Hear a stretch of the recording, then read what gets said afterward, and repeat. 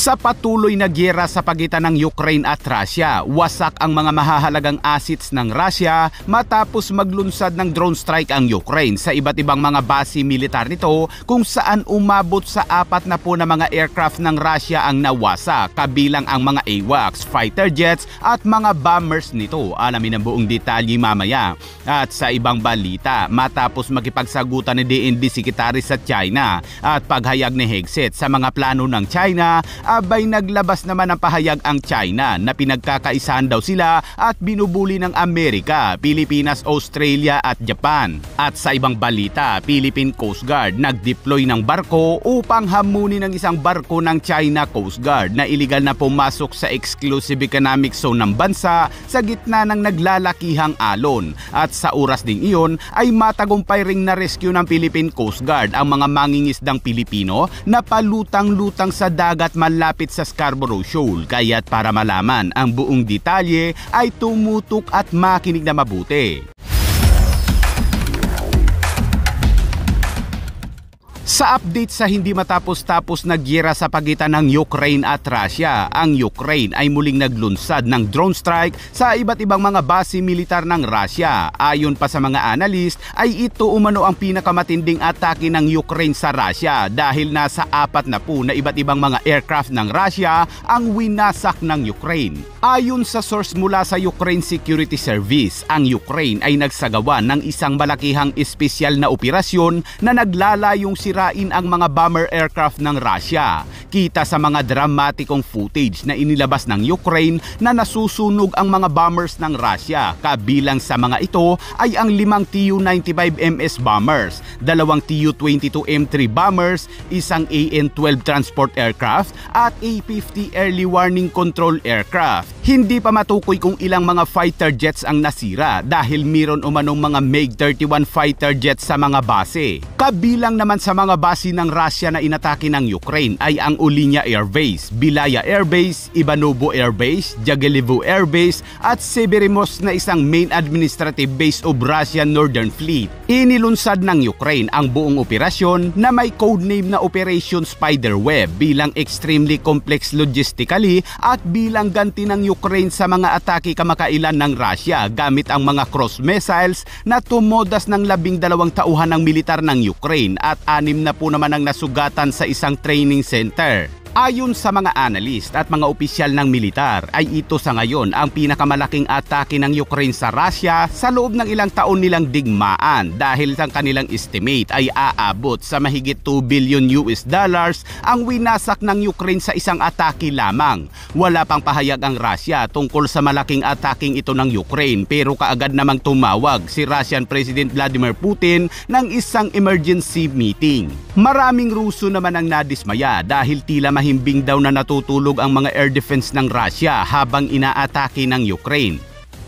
At sa ibang balita naman mga kabayan, matapos sagot-sagutin ni DND Secretary Teodoro ang mga ipinadalang reporters ng China sa summit dahil sa mga balagbag umano nitong tanong at paghayag ni Hegseth sa mga nais ng China sa rehiyon bilang tugon ay naglabas na mga pahayag ang China. Ayon kay Zhang Xiaogang, isang tagapagsalita para sa Ministry ng Pambansang Depensa ng China, ang mga pahayag umano na ginawa ng US Defense Secretary ay isa umanong bullying style at Cold War mentality. Seryoso umanong pinupukaw ang soberanya at interes ng China, binabaluktot ang mga posisyon sa karapatan ng China at labis na binabaliwala ang mga magkasanib na pagsisikap ng mga regional na bansa upang manatili ang kaunlaran at katatagan. Sinabi ni Zhang na ang paninindigang ito ng US ay nasa malubhang paglihis sa karaniwang adhikain ng mga bansa sa buong mundo para sa kapayapaan at kaunlaran. Ang China anya ay nagpahayag ng matinding kawalang kasiyahan at determinadong pagtutol dito, ani Zhang.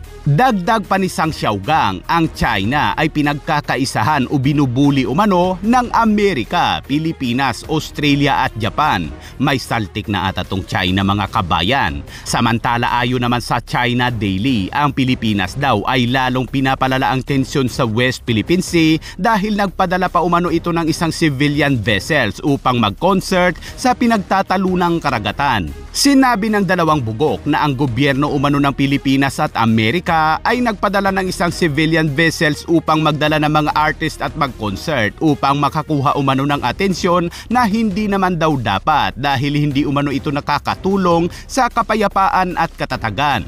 Yeah, what's the plan of the Tianshan Reef right now? What's Sorry, the plan of the Tianshan Reef? At sa ibang balita naman mga kabayan, i-deploy ng Philippine Coast Guard kahapon ang isang multi-role response vessel nito na BRP Cabra sa baybayin ng Zambales upang hamunin umano ang presensya ng isang barko ng China Coast Guard na matatagpuan humigit kumulang 75 nautical miles mula sa Palawig Point. Ayon kay Philippine Coast Guard Commodore J. Tariela, itinatampok ng operasyong ito ang pangako ng Philippine Coast Guard na igiit ang mga karapatan ng soberanya ng Pilipinas sa exclusive economic zone nito alinsunod sa United Nations Convention on the Law of the Sea. Sa kabila ng pagharap sa mapanghamong kondisyon ng dagat na may taas ng alon na mula sa 8 hanggang sa 10 talampakan, ang 44 meters vessel na BRP Cabra ay patuloy na nakipag-ugnayan sa China Coast Guard Vessel 3105 na nagbibigay diin sa kawalan ng legal na otoridad na magpatrolya sa loob ng karagatan ng Pilipinas. Ngunit hindi umano tumugon ang China Coast Guard vessel.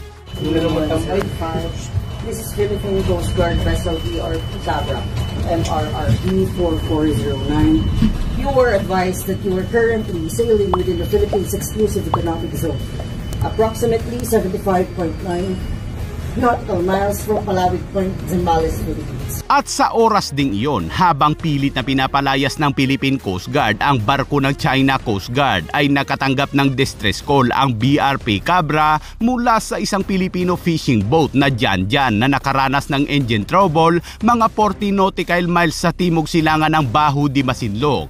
Kaya naman mabilis na tumugon sa sitwasyon ang BRP Cabra at nag-navigate sa mapanghamong kondisyon ng dagat upang maabot ang nasirang barko ng mga mangingisdang Pilipino. At alauna ng hapon kahapon ay matagumpay umanong nakarating ang BRP Cabra sa kinalalagyan ng Filipino fishing boat at ligtas na itong hinatak pabalik sa Subic Port, Zambales.